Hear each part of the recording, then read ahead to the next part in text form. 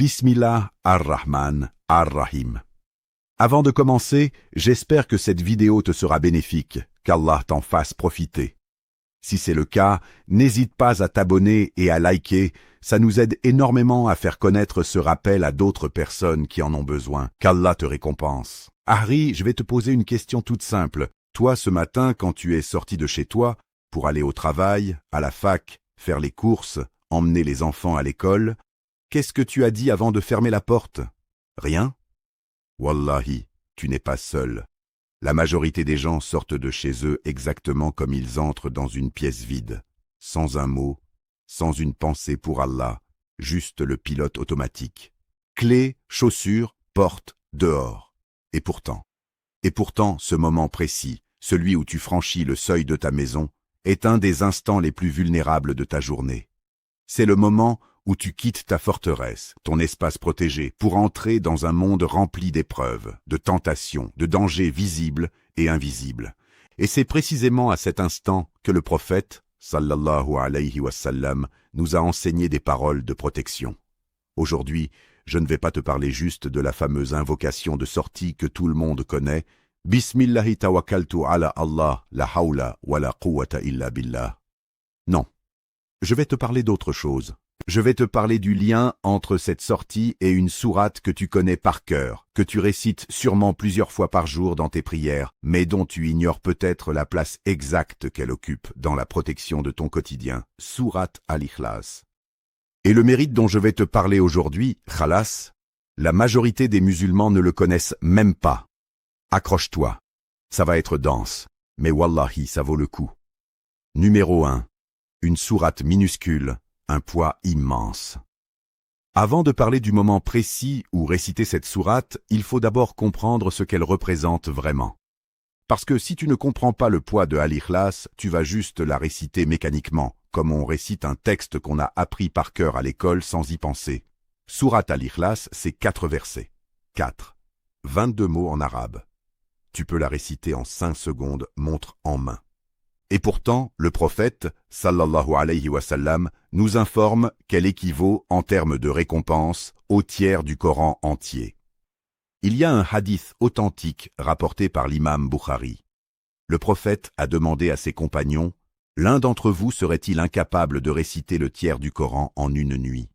Les compagnons, étonnés, ont répondu, « Et comment pourrait-on réciter le tiers du Coran ?» Le prophète a répondu, Qul huwa Allahu ahad équivaut au tiers du Coran. Numéro 1, retiens bien ça. Ce n'est pas une sourate parmi d'autres. C'est une sourate qui, à elle seule, en 4 lignes, condense tout le tawhid, toute la théologie islamique sur l'unicité d'Allah. C'est pour ça qu'on l'appelle Al-Ikhlas, la sincérité pure, le monothéisme pur. Elle ne parle que d'Allah, de ses attributs et de la négation de tout ce qui pourrait lui être associé. Prends l'exemple d'un coffre-fort. Un petit coffre-fort, minuscule. Tu pourrais le tenir dans une main. Mais à l'intérieur, de l'or pur, en quantité astronomique. Sa taille ne dit rien de sa valeur. Sourate Al-Ikhlas, c'est exactement ça. Minuscule dans sa forme, immense dans son contenu et sa récompense. Numéro 2, le compagnon qu'il aimait plus que tout. Il y a un hadith magnifique, authentique, rapporté par Aïcha, qu'Allah l'agrée. Le prophète avait envoyé un homme à la tête d'une expédition. Cet homme, à chaque prière qu'il dirigeait pour ses compagnons, terminait systématiquement sa récitation par sourate Al-Ikhlas, quelle que soit la sourate qu'il avait déjà récitée avant. Ses compagnons, un peu gênés, sont revenus voir le prophète et lui ont demandé de questionner cet homme sur cette habitude, pensant peut-être qu'il faisait quelque chose d'inhabituel ou d'incorrect. Le prophète lui a posé la question. Et l'homme a répondu avec une sincérité désarmante, « Parce que c'est la description du tout miséricordieux, et j'aime la réciter. » Et le prophète, sallallahu alayhi wa sallam, lui a répondu, « Informe-le qu'Allah l'aime. » Harry, réfléchis 2 secondes à ce que ça veut dire. Un homme simple, un compagnon ordinaire, développe un amour particulier pour cette sourate, juste parce qu'elle décrit Allah. Et ce simple amour, cette simple préférence, lui vaut l'amour d'Allah en retour. Ce n'est même pas une action extraordinaire, c'est un attachement du cœur. Numéro 2. Cette sourate n'est pas juste un texte à réciter. C'est une porte vers l'amour d'Allah si on la récite avec présence de cœur et compréhension de ce qu'elle contient. Numéro 3. Le rempart du soir, ce que tout le monde connaît déjà. Maintenant, avant d'arriver au mérite méconnu, il faut que je te rappelle ce que la majorité des gens connaissent déjà, pour bien comprendre la logique de ce qu'on va découvrir après. Aïcha, qu'Allah l'agrée, rapporte que chaque nuit, avant de dormir, le prophète, sallallahu alayhi wa sallam, joignait ses deux mains, soufflait légèrement dedans et récitait Sourate al-Ikhlas, ainsi que les deux sourates protectrices, Al-Falaq et An-Nas. Ensuite, il passait ses mains sur tout ce qu'il pouvait atteindre de son corps, en commençant par la tête et le visage. Et il répétait cela 3 fois. Ce hadith est rapporté par Bukhari. Ces 3 sourates, Al-Ikhlas, Al-Falaq, An-Nas, on les appelle communément les Mu'awwidat, les sourates de protection. Et il y a un autre hadith, authentifié par Cheikh Al-Albani, rapporté par Abu Daoud et Tirmidhi, où le prophète dit « Récite 3 fois Al-Ikhlas et les 2 sourates protectrices. Le soir et le matin, elles te suffiront contre tout mal. » Numéro 3, c'est fondamental. Ces 3 sourates ne sont pas juste des versets qu'on récite par habitude religieuse. Elles sont explicitement présentées par le prophète comme un bouclier. Elles te suffiront contre tout mal. Pas « elles t'aideront un peu ». Pas « elles peuvent t'aider si Allah veut parmi d'autres choses ». Non, elles suffisent. C'est une promesse prophétique de protection totale, matin et soir, et c'est là que ça devient intéressant pour notre sujet du jour. Numéro 4, le mérite méconnu. Le pont entre le matin et la sortie. Voilà où je voulais t'emmener, Harry. Réfléchis avec moi. Le hadith que je viens de citer parle du matin, sabbat, et du soir, massa. C'est ce qu'on appelle les adkar as-sabah wal massa, les invocations du matin et du soir. Et si tu regardes bien le timing traditionnel de ces invocations dans la sunna, elles se font typiquement après la prière du fajr, avant le lever du soleil pour le matin et après la prière de Asr pour le soir. Or, pour la quasi-totalité des musulmans aujourd'hui, ce moment du matin, juste après le fajr, c'est exactement le moment où on se prépare à sortir de chez soi. On prie, on récite les adkars, et 5, 10, 21 minutes plus tard, on est en train de mettre ses chaussures pour partir travailler. Le mérite méconnu, le voici. Cette récitation de Al-Ikhlas 3 fois, accompagnée des 2 sourates protectrices, n'est pas juste un rituel matinal isolé. Elle est conçue, dans sa timing prophétique, comme une armure que tu enfiles juste avant de sortir affronter ta journée. C'est un bouclier posé sur toi avant que tu ne quittes ta maison. Numéro 4, retiens cette image. Quand un soldat part au combat, il ne met pas son armure une fois arrivé sur le champ de bataille. Il la met avant de sortir de sa tente, avant de quitter son camp. Il la met pendant qu'il est encore en sécurité pour être protégé au moment où il en aura besoin. C'est exactement la logique de cette recommandation prophétique. Tu récites Al-Ikhlas et les protectrices pendant que tu es encore chez toi, en sécurité, pour que cette protection t'accompagne dès que tu franchis le seuil de la porte. Numéro 5. Le lien avec l'invocation de sortie. Maintenant, ajoutons une couche supplémentaire. Il existe un hadith authentique, rapporté par Abu Daoud et Tirmidhi, authentifié par Cheikh Al-Albani, où le prophète, sallallahu alayhi wa sallam, enseigne « Celui qui dit, en sortant de sa maison, « Bismillah tawakkaltu ala Allah, la hawla wa la quwwata illa billah » Au nom d'Allah, je place ma confiance en Allah, il n'y a de force ni de puissance qu'en Allah. On lui dira « Tu es guidé, tu es pourvu, tu es protégé » et le diable s'écartera de lui.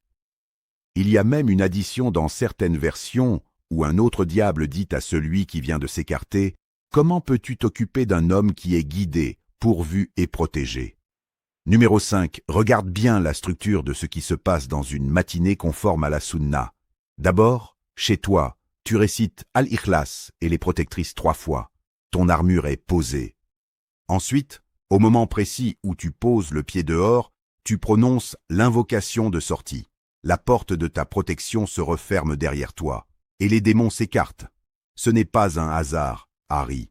C'est une continuité logique dans les enseignements prophétiques. Protection intérieure d'abord, protection au seuil ensuite. Et c'est ça, le mérite méconnu dont je te parle depuis le début. La majorité des musulmans connaissent l'invocation de sortie. Mais très peu font le lien entre leur récitation matinale de Al-Ikhlas et le fait que cette récitation est justement censée les préparer comme une armure pour cette sortie. Numéro 6. Une protection qui dépasse le physique. Beaucoup de gens, quand on parle de protection dans l'islam, pensent immédiatement à la protection contre le mauvais œil, la sorcellerie, les accidents. Et c'est vrai, ces sourates protègent contre tout ça. Mais il faut élargir la vision. Quand tu sors de chez toi, tu n'es pas seulement exposé à des dangers physiques. Tu es exposé à des tentations, une parole qui te met en colère et te fait perdre ton contrôle, un regard qui va vers ce qui est interdit, une occasion de mentir pour éviter un problème, une opportunité de profiter injustement de quelqu'un. Le monde extérieur, c'est un champ de mine spirituel autant que physique. Numéro 6. La protection que t'apporte Al-Ikhlas et l'invocation de sortie, ce n'est pas juste ne pas avoir d'accident de voiture. C'est une protection globale. Allah guide tes pas. Allah pourvoit à tes besoins. Et Allah te protège de ce qui pourrait nuire à ta religion autant qu'à ton corps. Le diable s'écarte de toi, disait le hadith. Or le diable, il ne cherche pas seulement à te faire tomber dans un escalier, il cherche surtout à te faire pécher. Pourquoi cette sourate précisément? Là, Ahri, je veux qu'on prenne un moment pour vraiment comprendre pourquoi c'est Al-Ikhlas et pas une autre sourate qui occupe cette place centrale dans ses protections quotidiennes. Il faut comprendre un principe fondamental en islam. Le tawhid, l'unicité d'Allah, est le fondement absolu de toute la religion. Toute désobéissance, tout péché, à sa racine, provient d'un affaiblissement de notre conscience du tawhid. Quand tu mens, c'est parce qu'à cet instant précis, ta peur des conséquences chez les créatures dépasse ta conscience qu'Allah voit et entend tout. Quand tu regardes ce qui est interdit, c'est parce qu'à cet instant, ton désir dépasse ta certitude qu'Allah est proche de toi et te surveille. Sourate Al-Ikhlas, en 4 versets, réaffirme ce fondement de la manière la plus pure possible. Dit, il est Allah, unique. Allah, le seul à être imploré pour ce que nous désirons. Il n'a jamais engendré, n'a pas été engendré. Et nul n'est égal à lui. Il n'y a aucune ambiguïté, aucune place pour l'association, aucune ouverture à quoi que ce soit qui pourrait diluer cette unicité absolue. C'est du tawhid à l'état pur, sans commentaire, sans détour. Alors, pourquoi la réciter avant de sortir? Parce que sortir de chez toi, c'est justement entrer dans le monde où ton tawhid va être testé. Chez toi, dans ton salon, personne ne te tente de mentir pour éviter un embouteillage ou de tricher pour un contrat. C'est dehors, dans l'interaction avec les gens, que ta foi est mise à l'épreuve concrètement.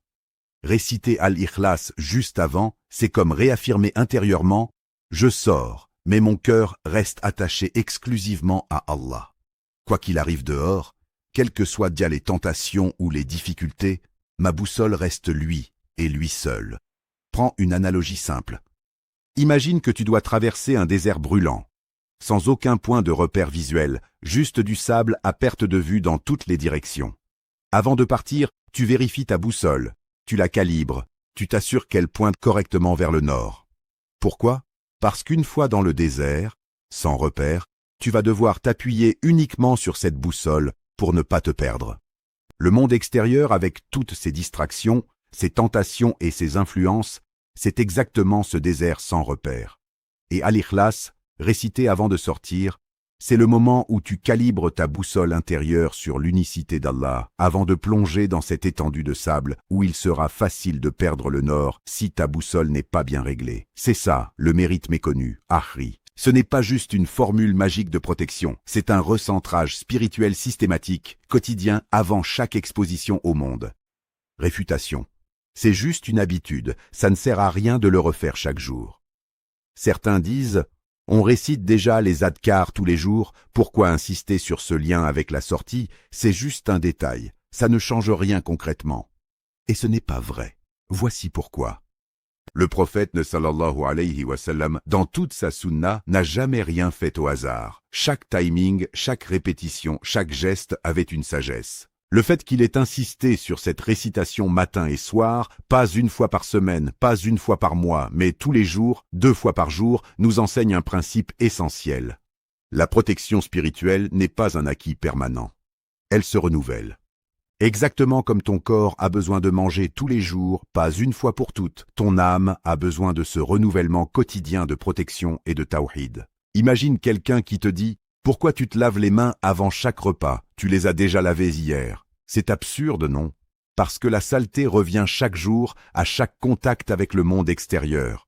Eh bien, la saleté spirituelle, les tentations, les distractions, les influences négatives que tu accumules en sortant chaque jour, revient elle aussi chaque jour. D'où la nécessité de ce renouvellement quotidien, matin et soir. Et Allah Azza wa Jal sait mieux. Numéro 7. Comment l'intégrer concrètement dans ta routine? Bon, maintenant que tu comprends le mérite et la sagesse derrière, passons au concret. Comment tu fais dans la pratique? Numéro 7, voici la méthode simple. Après ta prière du Fajr, avant de sortir de chez toi pour la journée, prends 30 secondes, littéralement 30 secondes. Arri, ce n'est rien, et récite Surat al-Ikhlas 3 fois, Surat al-Falaq 3 fois, Surat an-Nas 3 fois. Tu peux le faire assis sur ton tapis de prière, tu peux le faire en marchant vers la cuisine pour préparer ton café, ça n'a pas besoin d'être formel ou solennel. Ensuite, juste au moment où tu ouvres la porte pour sortir, dis « Bismillah tawakkaltu ala Allah, la hawla wa la quwwata illa billah ». C'est tout. C'est littéralement moins d'une minute de ta journée. Et selon les promesses prophétiques qu'on a évoquées, 7 minutes t'apportent une protection contre tout mal, la guidance, la subsistance garantie et l'éloignement du diable. Compare ça, Harry, à tout ce que les gens font pour se sentir en sécurité aujourd'hui, les assurances, les systèmes d'alarme, les applications de tracking GPS pour savoir où sont leurs enfants en permanence. Rien de mal à ça, hein? On doit prendre les moyens. Mais wallahi, aucune de ces choses ne t'apporte la garantie qu'Allah donne à travers une minute de récitation sincère chaque matin. Bon, on va passer maintenant à quelques questions que vous m'avez envoyées sur ce sujet précis. Question de Sofiane, de Lyon. Sofiane me demande « Est-ce que je dois réciter Al-Ikhlas exactement au moment de sortir, ou est-ce que ça compte si je la récite le matin de façon générale, même 1 heure avant de sortir ?» Excellente question, Sofiane. Qu'Allah te récompense. Alors, pour être précis, la récitation des 3 sourates protectrices fait partie des adhkars du matin dans leur ensemble, qui s'étendent globalement du lever de l'aube jusqu'au lever du soleil, voire un peu au-delà, selon les avis. Ce n'est donc pas une condition stricte que ce soit à la seconde exacte où tu ouvres la porte. Ce qui compte, c'est que ce soit fait dans la même fenêtre temporelle que ton début de journée, c'est-à-dire après le Fajr, avant que tu ne te lances véritablement dans les activités de ta journée. Que tu le fasses 20 minutes avant de sortir ou 5 minutes avant, ça reste valide et méritoire. En revanche, l'invocation spécifique de sortie, Bismillah, tawakkaltu ala Allah, celle-là, elle est liée à l'action même de franchir le seuil.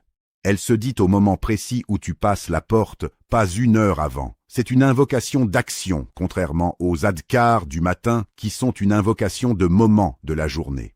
Donc pour résumer, Al-Ikhlas et les protectrices dans la plage du matin, flexible. L'invocation de sortie au moment exact de sortir, précise. Et Allah Azza wa Jal sait mieux. Question de Nadia du Maroc. Nadia demande « Cher, moi je travaille de nuit. Mon matin à moi, c'est en fin d'après-midi quand je me réveille. Est-ce que je dois quand même faire ces adhkars avant de sortir, même si ce n'est pas vraiment le matin pour tout le monde? Wallahi, très bonne question, Nadia, et beaucoup de gens dans ta situation se posent la même chose. Les travailleurs de nuit, les infirmières, les gens qui ont des horaires décalés. La réponse, ma sœur, oui, absolument. Le principe qu'on a expliqué aujourd'hui, se protéger avant de sortir affronter le monde extérieur, ce principe reste valable quel que soit ton rythme de vie. Les savants ont indiqué que pour ceux qui ont des horaires atypiques, on adapte. Les adhkars du matin se font à ton réveil et les adhkars du soir se font avant que tu ne te recouches, quelle que soit l'heure sur l'horloge. L'essentiel, ce n'est pas l'heure affichée sur ta montre.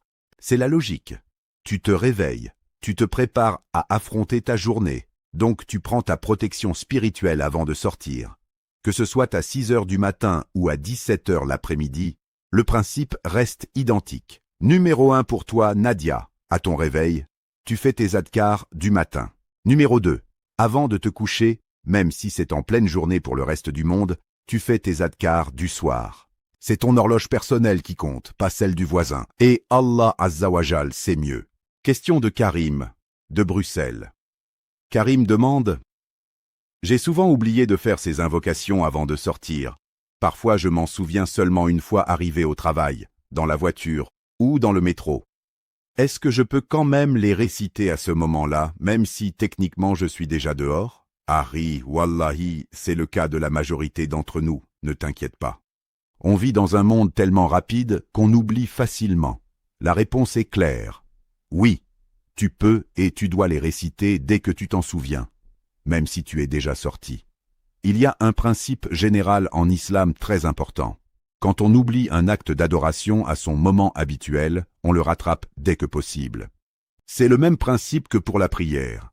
Si tu oublies de prier à l'heure, tu rattrapes dès que tu te réveilles ou que tu te souviens. Pour l'invocation de sortie spécifiquement, certains savants précisent qu'elle est liée à l'action de sortir, donc idéalement au moment même. Mais si tu l'as oubliée, la dire en te rappelant que tu es sorti sans elle, ça reste une bonne action et ça t'apporte du bien, même si ce n'est pas exactement dans le timing idéal. Pour Al-Ikhlas et les sourates protectrices dans le cadre des adkars du matin, tu as toute la matinée pour les rattraper. Donc si tu es dans le métro ou la voiture et que tu t'en souviens, c'est le moment parfait. Tu profites d'un temps mort pour remplir ton cœur de rappel au lieu de scroller sur ton téléphone. Wallahi, ça change une matinée du tout au tout. Numéro 1. Ne culpabilise pas d'avoir oublié. Numéro 2. Rattrape dès que tu t'en souviens. Numéro 3. Essaie progressivement d'en faire une habitude fixe pour ne plus avoir à rattraper, par exemple en la liant à un geste que tu fais déjà tous les jours, comme mettre tes chaussures. Et Allah Azza wa Jal sait mieux. Question de Yasmine, du Canada. Dernière question de Yasmine. Est-ce qu'il y a une différence de mérite entre réciter Al-Ikhlas 3 fois comme dans le hadith ou la réciter 10 fois comme dans l'autre hadith que vous avez mentionné à propos de la maison au paradis? Est-ce que je peux combiner les deux? Très bonne remarque, Yasmine. Qu'Allah te facilite. Alors, pour clarifier, il y a plusieurs hadiths distincts, avec des contextes et des mérites différents, et ce n'est pas une compétition entre eux. C'est un ensemble de portes différentes vers la même récompense. Numéro 1. La récitation 3 fois, matin et soir, avec Al-Falaq et An-Nas. Celle-là est spécifiquement liée à la protection quotidienne, comme on l'a expliqué aujourd'hui. Numéro 2. La récitation 10 fois de Al-Ikhlas, qui est associée dans un hadith à la construction d'une maison au paradis, celle-là n'est pas limitée à un moment précis de la journée. Tu peux la faire n'importe quand, en plus des adkars du matin et du soir. Donc oui, Yasmine, tu peux tout à fait combiner. Tu fais tes 3 récitations du matin pour la protection, et à un autre moment de ta journée, en rentrant du travail, avant de dormir, pendant que tu attends le bus, tu peux ajouter une dizaine de récitations supplémentaires pour viser cette récompense de la maison au paradis. Il n'y a aucune contradiction entre les deux, ce sont des occasions différentes de multiplier le bien. Ce qui compte, Harry, ce n'est pas de compter obsessionnellement chaque récitation comme si c'était une performance sportive, c'est de garder cette sourate vivante dans ton cœur et sur ta langue tout au long de la journée, avec sincérité et présence de cœur, sans négliger sa signification profonde à chaque fois que tu la récites. Numéro 8, verset par verset, ce que tu récites vraiment. Je pense que beaucoup d'entre vous récitent Al-Ikhlas depuis l'enfance, dans chaque prière, sans jamais s'être arrêté sur le sens exact de chaque mot. Et wallahi, c'est dommage, parce que quand tu comprends ce que tu dis, la protection et la force de cette récitation changent complètement de dimension. Premier verset, Qul huwa Allahu ahad, dit, il est Allah, unique. Ce mot ahad, ce n'est pas juste un comme dans un chiffre parmi d'autres. En arabe, il y a une nuance immense entre wahid, un dans le sens numérique, qui pourrait être suivi de 2, 3, 4, et ahad, qui exprime une unicité absolue, sans possibilité de division, sans possibilité de pluralité, sans équivalent ni précédent. Allah n'est pas un parmi d'autres divinités possibles. Il est Ahad, d'une unicité totale, exclusive, qui n'admet strictement aucune comparaison. Deuxième verset. Allahu Samad. Allah, celui vers qui toute chose se dirige dans le besoin, celui qui n'a besoin de rien ni de personne. As-Samad, c'est un mot d'une richesse folle en arabe. Les savants du tafsir expliquent qu'il désigne celui qui est parfait dans tous ses attributs, vers qui toutes les créatures se tournent pour combler leurs besoins, alors que lui n'a besoin d'absolument rien. Réfléchis, Harry. Toi, moi, chaque être humain, chaque animal, chaque plante, tout dépend de quelque chose. Toi, tu dépends de l'oxygène, de la nourriture, du sommeil. Allah, lui, ne dépend de rien. Et c'est vers lui que tout le reste dépend. Troisième verset. Lam yalid wa lam yulad. Il n'a pas engendré et n'a pas été engendré.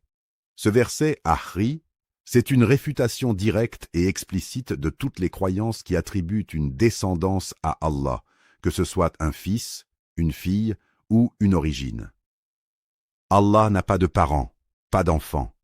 Il est éternel, sans commencement ni fin, sans lien de filiation avec quoi que ce soit dans la création.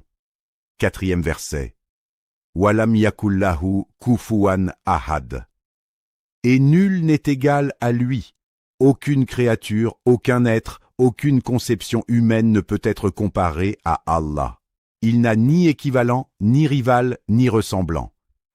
Numéro 8. Retiens ceci. En 4 versets, tu viens de réfuter, en substance, absolument toutes les fausses croyances qui existent sur terre concernant la divinité, le polythéisme qui multiplie les dieux, le christianisme trinitaire qui attribue une filiation à Dieu, les croyances panthéistes qui diluent Allah dans la création, l'athéisme qui nie carrément son existence en tant qu'être unique et nécessaire. Cette sourate, c'est un bouclier théologique complet, condensé dans le temps qu'il te faut pour respirer profondément 3 fois. Numéro 9. Pourquoi cette sourate a été révélée? Le contexte. Il y a une chose importante à savoir sur le contexte de révélation de cette sourate, rapportée dans plusieurs recueils de tafsir. Des polythéistes de la Mecque, curieux ou provocateurs, sont venus voir le prophète, sallallahu alayhi wa sallam, et lui ont posé une question qu'ils posaient habituellement à propos de leur propre divinité. Décris-nous ton Seigneur. De quelle matière est-il fait? Quelle est sa lignée? Ils voyaient la divinité comme les autres peuples de l'époque. Une entité avec une origine, une matière, une famille, un peu comme les dieux des mythologies grecques ou romaines qui avaient des parents, des enfants, des rivalités. Et la réponse d'Allah, à travers cette révélation, a été d'une clarté absolue et définitive. Pas de matière, pas de lignée, pas d'équivalent, pas de comparaison possible. Une unicité totale et incomparable. Numéro 9. Comprends bien la portée de ça, Ahri. Cette sourate n'est pas juste une belle formule spirituelle.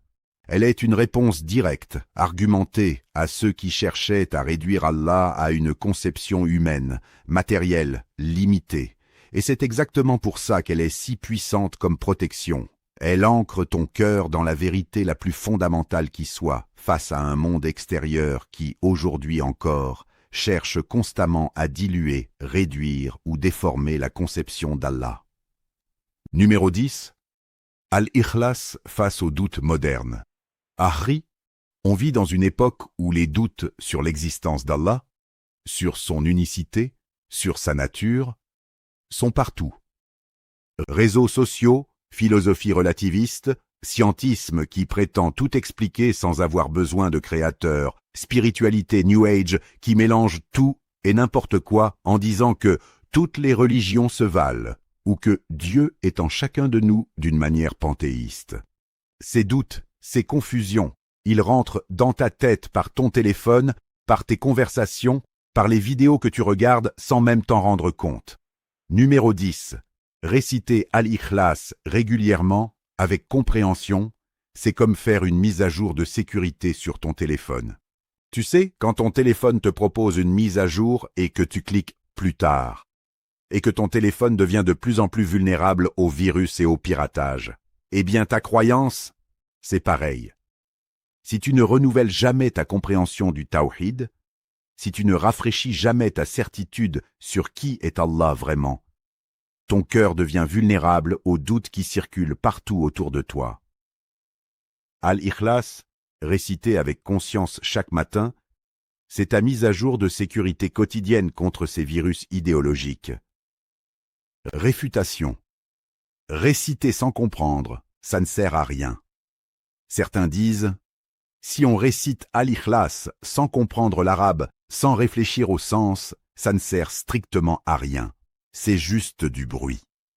Et ce n'est pas totalement vrai. Laisse-moi t'expliquer pourquoi. Il est vrai, et c'est même recommandé avec insistance par les savants, de chercher à comprendre le sens de ce qu'on récite. C'est ce qu'on appelle le khushu, la présence de cœur, et elle multiplie considérablement la récompense et l'impact spirituel de l'acte. Personne ne dit le contraire. Mais dire que la récitation sans compréhension immédiate ne sert à rien, c'est faux, et ça va à l'encontre des textes. Le Coran lui-même et de nombreux hadiths montrent que la simple récitation, même par quelqu'un qui apprend encore le sens, comporte une récompense en elle-même. Il y a un hadith authentique où le prophète dit que celui qui récite le Coran en le maîtrisant sera avec les anges nobles et obéissants, et celui qui le récite en bafouillant avec difficulté aura une double récompense, l'effort en plus. Numéro 1 pour la réfutation, la récitation seule a de la valeur. Numéro 2, la compréhension multiplie cette valeur, mais ne la crée pas à partir de rien. Donc pour un enfant qui apprend Al-Ikhlas par cœur, sans comprendre encore le sens exact, pour un converti qui ne maîtrise pas encore l'arabe, pour quiconque récite avec sincérité même sans saisir chaque nuance linguistique, la récitation reste bénéfique et méritoire. Et c'est justement pour cette raison que je t'ai expliqué le sens aujourd'hui à ri, pour que tu passes du stade « je récite sans comprendre » au stade « je récite en comprenant » et que ta récompense grandisse en conséquence. Et Allah Azza wa Jal sait mieux. Numéro 11. Cas particulier. Quand tu n'as pas le temps. Harry, je sais ce que certains d'entre vous pensent. Cher, le matin chez moi c'est le chaos total, les enfants qui pleurent, le café qui déborde, le bus qui passe dans 3 minutes, je n'ai clairement pas le temps de m'asseoir tranquillement pour réciter 3 sourates avant de sortir. Je te comprends totalement, et wallahi la sunna n'est pas rigide à ce point, elle est faite pour s'adapter à la réalité de nos vies. Numéro 11, voici comment faire dans ces situations de course contre la montre. Ces sourates sont extrêmement courtes, je te le rappelle, Al-Ikhlas c'est 4 versets, Al-Falaq c'est 5 versets, An-Nas c'est 6 versets. Récitez rapidement mais avec sincérité, l'ensemble des 3 fois chacune, ça prend littéralement entre 1 minute et 1 minute 30. Tu peux les réciter pendant que tu attaches tes chaussures, pendant que tu descends les escaliers de ton immeuble, pendant que tu marches vers l'arrêt de bus ou vers ta voiture, pendant que tu attends que le café finisse de couler. Il n'y a aucune obligation d'être assis en position formelle, mains ouvertes, dans un silence total. La flexibilité est totale. Et si vraiment, tu n'as même pas ces quelques secondes, ce qui serait très rare, soyons honnêtes, alors au strict minimum, dis l'invocation de sortie au moment de passer la porte. Bismillah, tawakkaltu ala Allah, la hawla, wa la quwwata illa billah. Ça prend 5 secondes. 5 secondes, Harry. Personne ne peut prétendre ne pas avoir 5 secondes dans sa matinée. Numéro 12. Enseignez ça aux enfants. Il y a un point que je veux absolument aborder, parce que beaucoup de parents me posent la question. Comment transmettre cette habitude à nos enfants dès leur plus jeune âge? Numéro 12, voici quelques conseils pratiques. D'abord, la répétition et l'exemple valent 1000 discours. Si chaque matin devant tes enfants, tu récites à voix haute Al-Ikhlas avant de sortir et que tu dis clairement ton invocation de sortie en passant la porte, tes enfants vont naturellement l'intégrer par imitation, bien avant même de comprendre pourquoi tu le fais. Ensuite, transforme ça en petit rituel ludique plutôt qu'en corvée religieuse. Par exemple, certains parents font réciter à leurs enfants les 3 sourates en soufflant symboliquement dans leurs mains, comme le faisait le prophète pour lui-même le soir. Les enfants adorent ce genre de gestes physiques. Ça les aide à mémoriser et à associer un plaisir sensoriel à l'acte. Explique-leur, à leur niveau, avec des mots simples. Cette sourate, c'est comme un bouclier magique qu'Allah nous donne. Il faut le mettre chaque matin avant de sortir, comme un manteau invisible qui nous protège toute la journée. Les enfants adorent les images de super-héros, de boucliers, de protection magique. Utilisent ce langage pour ancrer l'habitude sans que ça devienne pesant ou ennuyeux pour eux. Et surtout, Harry ne transforme jamais ça en pression ou en culpabilisation excessive s'ils oublient parfois.